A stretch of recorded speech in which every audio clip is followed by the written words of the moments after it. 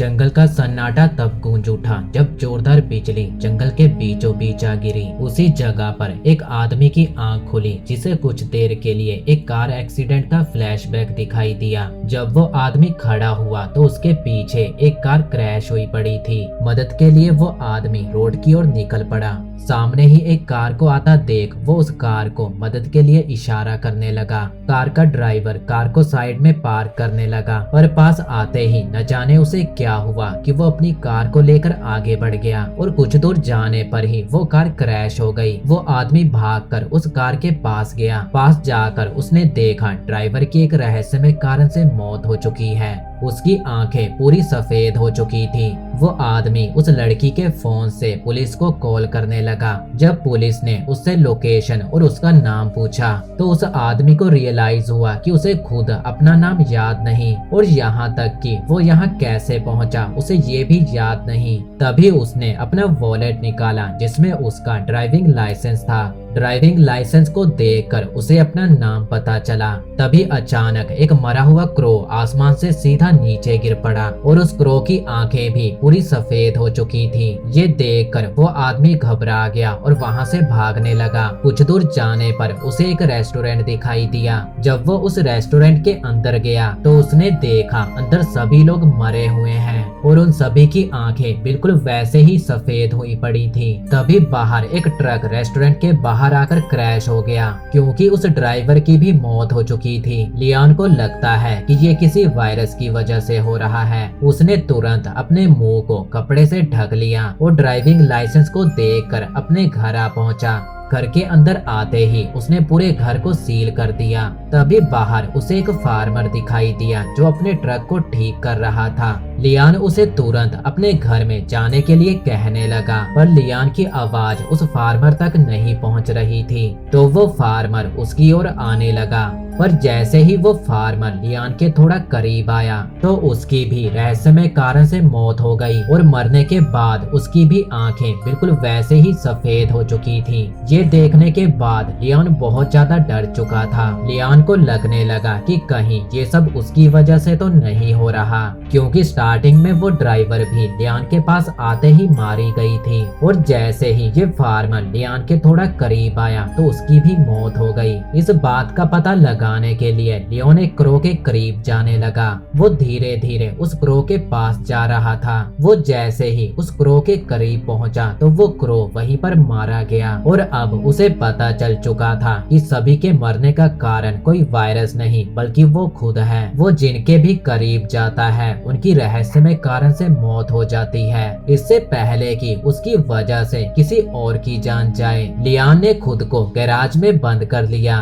तभी एक लड़की लियान को ढूंढते हुए उसके घर आ पहुंची। लियान उस लड़की को दूर रहने के लिए कहने लगा, पर जब वो लड़की लियान के पास आई तो उसे कुछ भी नहीं हुआ। तभी एक डॉग को भी कुछ नहीं हुआ जब वो लियान के पास आया। ये देखकर लियान हैरान हो चुका था, क्योंकि अभी तक जो भी लियान के पास आता उन सभी की मौत हो रही थी। लियान को लगने लगा कि जो भी श्राप उस पर था वो अब खत्म हो चुका है। उस लड़की को भी लियान की तरह अपने बारे में कुछ भी याद नहीं था, सिवाय उसका नाम जो था जेन, जो उसे हॉस्पिटल से पता चला था। उस कार एक्सीडेंट में जेन भी लियान के साथ थी और वो कार लियान का है ये उसे पुलिस से पता चला, क्योंकि आखिरी बार वो लियान के साथ थी। इसीलिए लियान को उसके बारे में कुछ पता होगा। तो वो लियान की तलाश करते हुए उसके घर आ पहुंची, पर दोनों को ये बात याद ही नहीं कि वो दोनों एक साथ उस कार में क्यों ट्रेवल कर रहे थे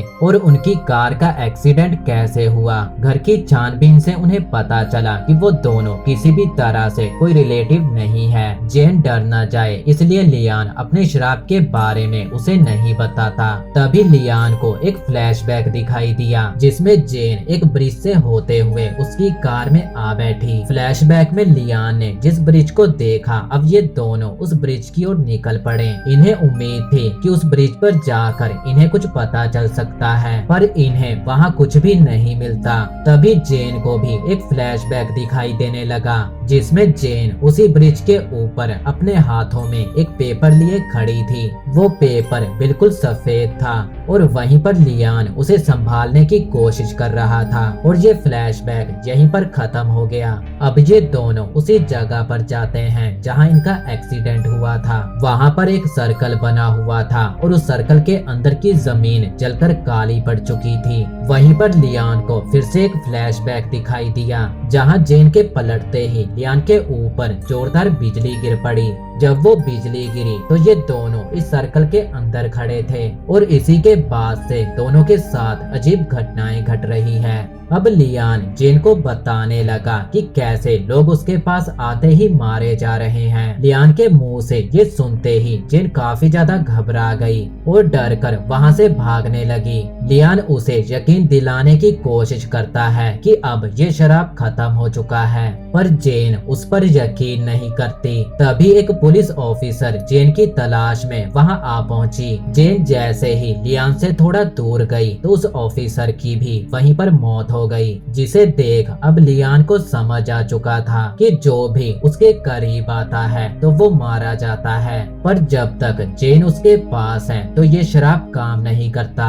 ये शराब उतनी ही दूरी पर काम करता है जितनी दूरी का वो सर्कल था, और जब तक जेन उतनी दूरी तक लियान के पास रहेगी तो लियान का शराब काम नहीं करेगा। जेन को समझाने के लिए वो एक बकरे को हलाल करने का सोचता है। जेन जैसे ही लियान से थोड़ा दूर गई तो वो बकरा वहीं पर मारा गया, जिसे देखकर जेन के होश उड़ चुके थे। पर ये क्यों और कैसे हो रहा है ये अभी तक एक रहस्य था। न्यूज से लियान को पता चला कि पुलिस उसकी तलाश कर रही है, क्योंकि जिस ऑफिसर की मौत लियान की वजह से हुई थी उसका फोन कॉल ऑन था जब उसने लियोन को उसके नाम से पुकारा था, जिसकी वजह से अब पुलिस का सारा शक लियान पर था। अगर पुलिस ने लियान को पकड़ लिया तो ये दोनों अलग हो जाएंगे, जिस कारण बहुत सारे लोग मारे जाएंगे। दोनों तुरंत हॉस्पिटल से भागने लगे। जल्दबाजी में लियोन लिफ्ट में रह जाता है और जेन लिफ्ट के बाहर ही रह गई थी।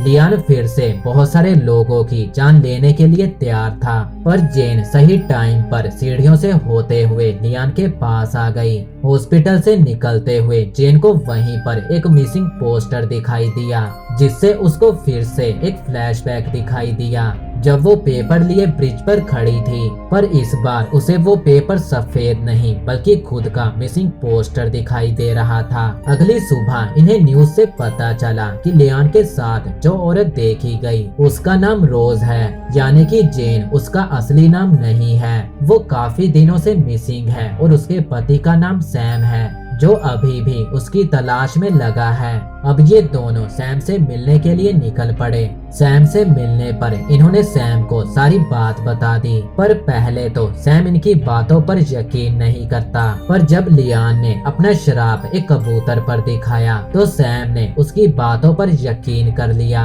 सैम बताता है कि जेन अपनी जुड़वा बहन लिली के बहुत करीब थी, पर उसके मिसिंग होने के बाद वो मेंटली डिस्टर्ब रहने लगी और फिर एक दिन वो अपनी बहन की तलाश में घर छोड़कर चली गई, यानी कि वो पोस्टर जेन का नहीं बल्कि उसकी बहन लिली का था। उसी समय जेन को याद आया कि जब इतना ढूंढने के बाद उसकी बहन उसे नहीं मिली तो वो उस ब्रिज पर सुसाइड करने गई। पर एन मौके पर लियान ने उसे रोक लिया और लियान ने उसकी जान बचाई। इधर लियान को भी याद आया कि जेन को बचाने के बाद वो उसे अपने फार्म हाउस लेकर जा रहा था। तभी पुलिस उनकी तलाश में वहां आ पहुंची। लियान को पकड़ने के चक्कर में वो सभी मारे गए और साथ ही में बहुत सारे लोगों ने भी अपनी जान से हाथ धो दिया। वहां से भागकर दोनों लियान के फार्म हाउस आ पहुंचे। लियान लेक पर चला गया और जेन घर पर अकेली थी। तभी जेन को लियान की डायरी मिली और तभी दोनों को एक साथ याद आता है। जेन को बचाने के बाद लियान ने जेन को किडनैप करने की कोशिश की, क्योंकि असल में लियान एक सीरियल किलर है और उसी ने जेन की बहन लिली को मारा था। लियान लिली को मारने के बाद जेन के पीछे था और वो जेन को फॉलो करते करते उस ब्रिज तक पहुंचा और उसे बचाने का नाटक किया क्योंकि वो खुद जेन को मारना चाहता था। रास्ते में जब जेन को इस बात का रियलाइज हुआ तो वो गाड़ी रोकने की कोशिश करने लगी, जिस दौरान उनकी कार क्रैश हो गई। एक्सीडेंट के बाद जब जेन भागने की कोशिश करने लगी तभी वो बिजली उन पर आ गिरी। लियान की एक आदत थी कि वो जिन भी लोगों को मारता था उन्हें मारने के बाद वो ये बात डायरी में नोट किया करता था। जेन को यकीन नहीं होता कि वो अभी तक एक गलत इंसान के साथ थी। उधर लियान को भी अपने किए पर पछतावा हो रहा था कि आखिर वो किसी की जान कैसे ले सकता है। ये जानने के बाद जेन गन लेकर लियान के पास आ गई। वहीं लियान भी मरने के लिए तैयार था क्योंकि उसके हिसाब से अब उसे जीने का कोई हक नहीं। पर आखिर में जेन उसे मार नहीं पाती क्योंकि उसे लियान के लिए थोड़ी बहुत फीलिंग थी, पर वो उसे पुलिस के हवाले करने का फैसला करती है। पर रास्ते में उन्हें कुछ गुंडों ने रोक लिया। लियान जेन को बचाना चाहता था तो वो अपनी जान की परवाह ना करते हुए जेन से दूर भागने लगा। ये देखकर उनमें से 2 लोग उसका पीछा करने लगे और जैसे ही वो लियान के पास आए तो दोनों वहीं पर मारे गए, जिसे देखकर तीसरे की हालत खराब हो गई और मौका देखकर जेन भी वहां से भागने लगी। जेन को भागता देख उसने जेन को शूट कर दिया। जेन काफी ज्यादा जख्मी थी और लियान के पास आते ही वो तीसरा भी मारा गया। लियान तुरंत जेन को लेकर हॉस्पिटल आ गया, पर अब वो किसी और की जान नहीं लेना चाहता था, इसीलिए आखिर में वो खुद को शूट कर लेता है और यहीं पर ये कहानी खत्म हो गई। हालांकि ये सब क्यों और कैसे हो रहा था ये तो हमें मूवी में नहीं बताया गया, पर अगर कभी इसका सेकंड पार्ट बना तो शायद उसमें हमें जरूर बताया जाएगा।